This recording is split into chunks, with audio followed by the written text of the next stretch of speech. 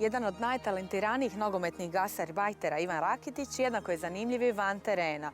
Voli se uređivati, preferira kremice, dobar stil, uživa na cajkama, ima svoju internet stranicu, a nedavno mu je srce osvojila i bivša mis Austrije Tatjana Batinić. Kad sam me prvi put ugledao, odmah u tom smislu bilo vruće oko srca. Odmah isto njen osmijeh, njene oči. Tako da sam od prvog trenutka se jako brzo zaljubio i tako uz vrijeme me osvojila. Znači ništa ove hrvatske manekenke, ti ove iz dijaspore.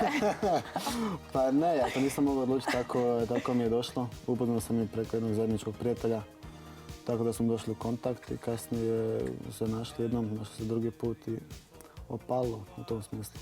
20-godišnji reprezentativac i igrač njemačkog Schalkea s mladom je misicom nešto više od 2 mjeseca. Kako vjeruje da je ona prava za njega, trudi se biti što više romantičan. Ja probam da budem nekad kad treba.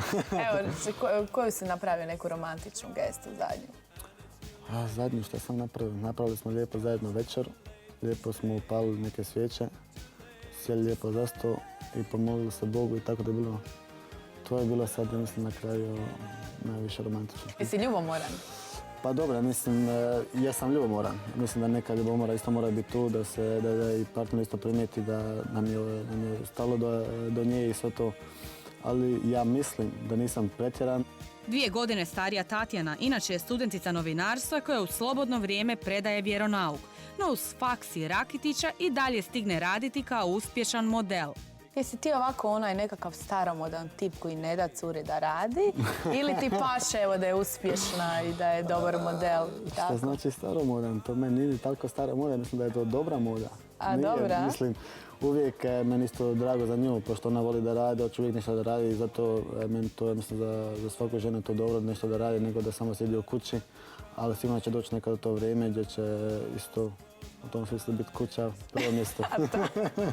Kako je ipak blagoslovio njenu karijeru, zanimalo nas je kako bi reagirao da se Tatjana odluči slikati za Playboy. Ja mislim, ona se ne može odlučiti prije nego što ne govori za mnom. Ne, ja mislim, ona to rado radi, ona zna u tom smislu što hoće i što može. I zato ja mislim da to, ja sam uz nju za 100% što god bude radila. Znači ne bi ti smetalo to? Pa ne bi me smetalo, mislim teško mi sad to reći nešto ili bi me smetalo ili ne, ja kažem sve što ona želi, ja ću biti uz nju. Ako ona misli da je to dobro, onda ćemo to napraviti. A uz njega prošle godine ipak nisu bili svi, kada je umjesto u kućnoj karanteni završio na koncertu Mile Kitića. Rakitić je zbog svoje greške ispričao, a cijelu priču smatra prenapuhanom. Mile je dobar prijatelj od mene, mi smo se upoznali u to vrijeme još u Švicarskoj, kad sam ga 2-3 put gledao, tako smo jednom se upoznali. Za mene je to kratka priča, tu smo se upoznali, dobri smo u tom smislu zajedno, išli smo ga ovdje gledati. Nažalost, izašla ta priča na kraju i mislim, treba se naučiti od tih stvari i gotovo. Za mene je to je gotova priča. Je li voliš slušati cajke? Pa naravno da volim. No pustimo mi Kitića i vratimo se omiljenom Rakitićevom hobiju, a to je uređivanje. Kako uvijek pazi na svoj izgled i stil, već je dobio nadimak hrvatski David Beckham. Uvijek ovako ima malo što me ovako zezaju kao mene mora svaka dlaka, mora biti na svom mjestu i sve to, ali sad toliko puno da gledam, ne znam, ja to ne primijetim. Ma vidim ja da su tu kremice, neke dobre, mekana je koža, dobra. Pa dobro, ja mislim, malo gledam na sebe, pošto tako sam naučio od malena uvijek da gledam svoje tijelo, da se imažem i sve to, tako da mi je to mi je jednostavno kad se otuširam normalno. A na kozmetičke tretmane ili ideš? Ne, moja kosmetika sam sebi radim. Da? Kako bude, bude. No ovaj nogometaš osim kremica najviše pažnje pridaje svojoj slavnoj frizuri. Nekada je boju kose mijenjao nakon svakog gola, pa je tako dobio i prigodan nadimak. Čitala sam nekakve komentare na internetu da te nazivaju Schalkeov modni mačak. Jesi čitao to? Čitao sam i to. Pa što da kažem, to je to što isto malo neđe ima, nego tu mi je došao jedan frizer, to je moj prijatelj i oni su iz toga napravili kao da sad njemu se vidio ja neki privatni avion, da je on došao vamo. On je običan prijatelj kao i svi što mi dođu vamo, ošiša mene, uz mene ovi prijatelji su sa mnom tu i to je to, ali na brzini se pravi velika priča. A jel bi recimo uzeo modnog mačka da ti radi styling? Ne, nego ja ću oblačiti to što se meni sviđa, a ne njemu što se sviđa. Kako su o njegovoj frizuri pisali svjetski mediji, nisam mogla odoljeti, a da ne vidim koja je njezina tajna. To je čvrsto. Čvrsto, To je za sve vremenske uvjete, a? ne za sve.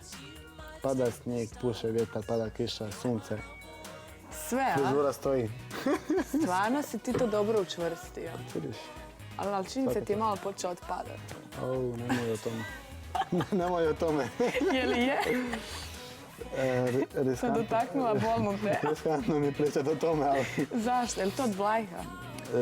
Ne znam, meni tako mislim isto od tate. Pošto je tata stvarno jako rano isto u tom smislu ostao bez kose.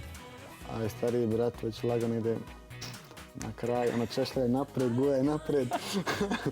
Ali kako je dobro. A Meni to ide. tope jel bi nosio? Da ostaneš bez kose? Onda bolje bi čela. No, osim frizure, morali smo se dotaknuti i njegovog modnog stila, koji mnogi njegovi suigrači kopiraju. Volim nekad imati stvarno neke boje što možda se ne nosi svako, može to biti neke svijetle, malo neki isto kamenčići da budu tu i tako, a nekad volim isto dosta elegantno da se nosim. Mislim, sve zavisi kako i ustanem, kako i volje budem, tako se obučem. A reci mi, je li voliš šljokice? Pa, sad je tako da ne volim, ja sad ne nosim ih svaki dan, ali za baš neke stvari gdje se i malo ljepše se treba obući, sve to onda... Staviš malo. Da. A kao pravi metroseksualac i definitivno budući nogometni brend, Rakitić je napravio svoju internet stranicu koja je samo u prva 2 dana imala više od 800.000 posjeta. Najniže sam to napravio više, pošto smo stvarno jako puno ljudi su me pitali kad ću nešto da napravim i kako ću da napravim. I tako da sam se našao sa tom jednom firmom što baš pravi te internet stranice iz Švicarske i da smo dali tu ponudu da malo nešto drugačiju stranicu napravimo i tako da je u tom smislu ispalo na kraju ta 3D stranica. Dobro. Ja Pa sam je dobro. pokušala otvoriti, nisam mogla. Nisi mogla. Da, Šteta. moraš provjeriti. Moram provjeriti, ali ja mislim da ti moraš provjeriti svoj kompjuter. No da ne bi mislio da će se tako lako izvući, za kraj nam je ipak morao uživo demonstrirati svoje stilsko umijeće i ocijeniti stylinge hrvatskih celebritija. Evo, ovo je prva. Kako je on za tebe odjeven? Meni je dosta dobro ovo. Malo možda pretjerano sa ovih džins što nosi, ali je ovako dobra kombinacija, meni se to sviđa. Za njega ok, ali to ovako je sad u tom smislu ne bi nikad za sebe ovukao. Meni to sad u tom smislu nije ružno ili bilo nešto, nego to nije moj styling. Ovako te podrane lače previše i ovako, taj šal. Malo styling više za u tom smislu staru babu, ja mislim.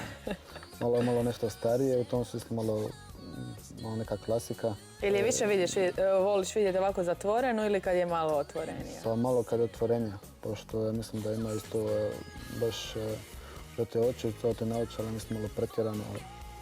Pa to je više sad baš, u tom smislu mislim da je u diskoteci snimano.